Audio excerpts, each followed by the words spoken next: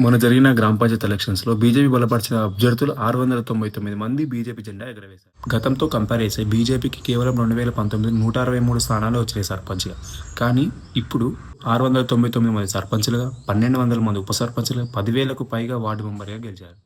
ఇది ఇట్లనే కంటిన్యూ అయితే ఖచ్చితంగా బీజేపీ రాబోయే కాలంలో అధికారంలోకి వస్తది. 2019లో జరిగిన గ్రామ పంచాయతీ ఎలక్షన్స్‌లో ఓట్ పర్సెంటేజ్ 1.3% అయితే ఇప్పుడు మొన్న జరిగిన గ్రామ పంచాయతీ ఎలక్షన్స్‌లో 6% వచ్చిందంటే విలేజెస్‌లో కూడా బీజేపీ అనేది కొంచెం గ్రోత్ వచ్చింది.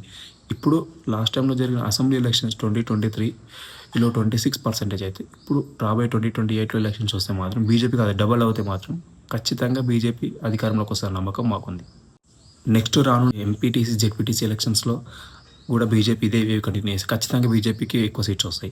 నెక్స్ట్ తర్వాత మున్సిపల్ అండ్ జీహెచ్ఎంసీ ఎలక్షన్స్‌లో కూడా బీజేపీ ఇదే వేవ్ ఇంకా పర్సెంటేజ్ ఓట్ బ్యాంక్ పెంచుకుంటూ పోతే మాత్రం బీజేపీ ఖచ్చితంగా జీహెచ్ఎంసీలో కూడా ఈసారి బీజేపీకి జెండా ఎగరవేస్తుంది.